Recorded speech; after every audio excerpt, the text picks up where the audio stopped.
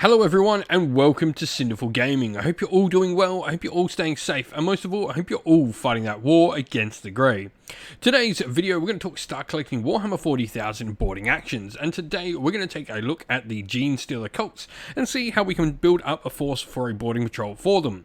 We'll look at mustering a boarding patrol, see what units we have available to us before looking at how we form boarding squads for some particular units and the rules adaptations for other units and indeed the army as well. We'll then look at a couple of units we recommend to get started with before looking at a couple more units to expand upon those first couple of initial purchases. We'll then finally finish off the video with a little sample army list of 500 points for you to use, hopefully as some inspiration for starting your own Genestealer cults boarding action force. And so, to begin with, first of all, we have the mustering a boarding patrol part.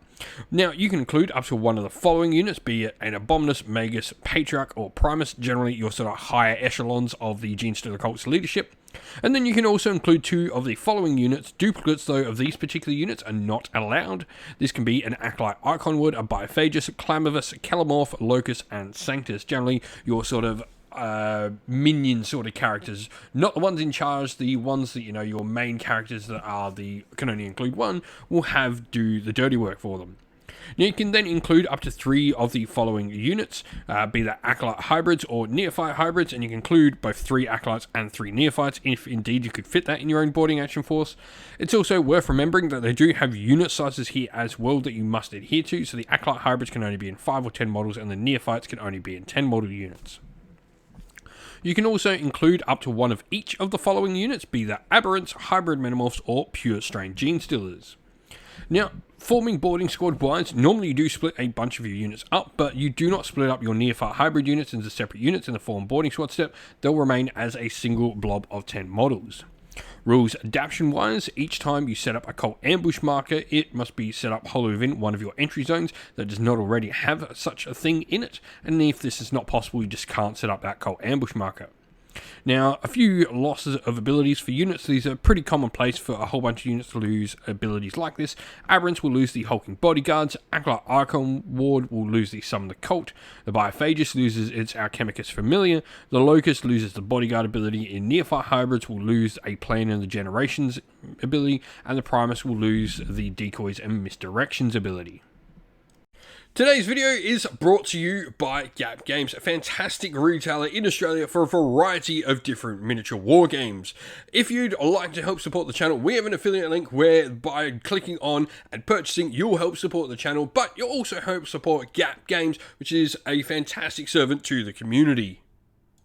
And so, where to begin for our Genestealer cults, and the character I'm going to take a look at for the Genestealer cults, I really like the Abominant for boarding actions. I think a nice points cost for the model is really enticing at 90 points, and it does provide some really heavy damage dealing in case your opponent brings anything too big and nasty. A melee weapon with 3 attacks at a 3+ to hit, strength 12, -2 AP, and damage D6 +1 is pretty insane for a boarding action army, but this is going to mean you have something that can really start to lift some heavy sort of units for your opponents if your opponents bring things like Terminators and that sort of ilk of fighters to the game. This thing is going to chew through them. Now, ability wise, you do have a Feel No Pain 4+ as well, which is really nice. The Chosen One means you can give out sustained hits 1 to units nearby, and regenerating gene mass as well means the model can actually get back up when it dies the first time, which is pretty darn cool. Now, for unit we're going to select to go with, it is definitely the Aberrants, because they're going to be able to benefit from the sustained hits rule that we're going to be able to provide. Not only that, but they are then going to have their own 4+ Feel No Pain, Toughness 6, 3 wounds apiece, and they've got, you know, a decent amount of Strength 6 and Strength 8 attacks that can come out of the unit as well, along with a Hypermorph Tail as well, providing, you know, extra attacks on each model. These guys can really pack an absolute punch to give you a really solid start to your force. But expanding upon them, we definitely want to look to maybe bring in some objective holders to the force, and the first of these that we're going to talk about is definitely the Neophyte Hybrids. Being able to maintain in a full 10 strong unit means they can really bring some decent firepower to bear and block up those corridors. They have access to a wide variety of different ranged weapons, with Flamers being particularly good in boarding actions, things like the Heavy Stubble with its Rapid Fire 3, or even the Seismic Cannon with Rapid Fire 2, and, you know, high strength once again and high damage. And you've even got the Weber as well with a torrent D6 shooting, and devastating wounds can be really nice in those close confines. Other than that, there's not got an awful lot because they do lose their sort of main ability in boarding actions, but we then can take a look at the hybrid metamorphs, which I think are a fun unit to bring in. Now, they do struggle normally in normal games with a lack of, say, long-range weaponry, but the hand flamers and the close combat prowess really does come nicely in this, when the whole unit can take hand flamers except the one that you're probably going to have carrying the icon for the unit. The melee weapons as well can be really nice with the strike or sweep profile, allowing you to take on a variety of different units. Now, ability-wise, you are going to have Savage Amalgam, where each time a model in this unit is destroyed by a melee attack, if that model is not yet fought in this phase, on a 3+, it can fight before it's removed. Now, the cool thing as well about the Genestealer cults is they do have access to a variety of great secondary characters we can bring in. And the first of these is the Clamorous. I really like the abilities it's bringing to the table. Voice of New Truths means while an enemy unit is within 12 inches of this model, you subtract one from their battle shock tests.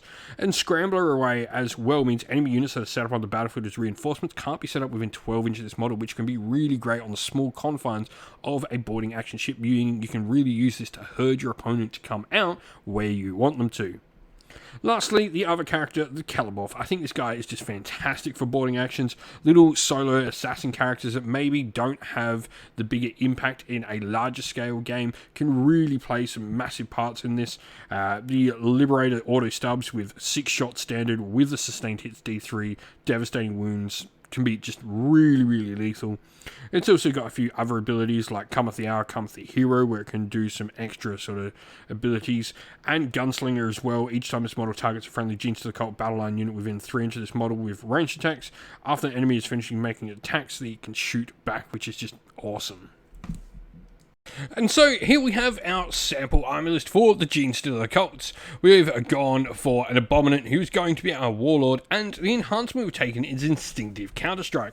I really like this enhancement. In your opponent's charge phase, you can select a Genestealer Cults unit within 9 inches of the bearer, and until the end of that phase, this unit is eligible to perform heroic interventions as if they were a character. This can just be really good to set up, as the name would suggest, some good counter play for your army.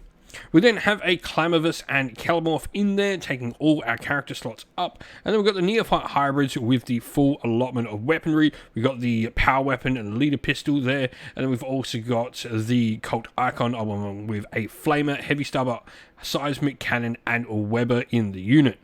For our other datasheet, we have the Aberrants in there, and then we also have the Hybrid Metamorphs with the Hand Flamers and one of the Cult Icons in the unit. This is a perfect little force to get us started for the Genestealer cults in a boarding action. Plenty of combat potential along with some objective holders and some fun characters to play around with on the table. If you've got some ideas on what you'd bring to a Genestealer cults force for the boarding actions, let us know your thoughts down in the comments below. And so that is the end of the video. We hope you all enjoyed it. If you did, please don't forget to leave a like, comment, share, and subscribe to the channel. If you'd like to come chat more with me and other members of our great little community we have here at Sinful Gaming, we have a Discord server, which is linked down in the video's description. Also linked down in the video's description are the best ways to help support the channel, be that via Patreon or YouTube members, or by grabbing yourself some merch, whether that's stickers, t-shirt, mugs, or anything from our Teespring store as well, or by using our affiliate links, which are also linked down in the description as well, that go a long way to helping support the channel. As a special thank you to all our Patreons and YouTube members, we'd like to give you all a shout out. So thank you to Andy C, Grimskull, Colorblind Magic, Iron Grinch, Benjamin Swallows, James Cater, Mark Harvey, Domir, Average Wargamer, JJ Austrian, Cure Dynamic, Andrew Bowen, Alderin Shot First, Kendall, Soren, Green Roots Gaming, Ronya, Lock Lorick, The Johnny 84, Broken Chef, Ariana Edwards, Monty's Tabletop Terrain, James Tillman, Disco, John Castle, and Gargamel 196. Thank you all so much for helping support the channel. It means the absolute world to us. Please do not forget to like, comment, share, and subscribe. Once again, everyone, stay safe, stay well, and most of all, keep fighting that war against the grey. Ciao for now.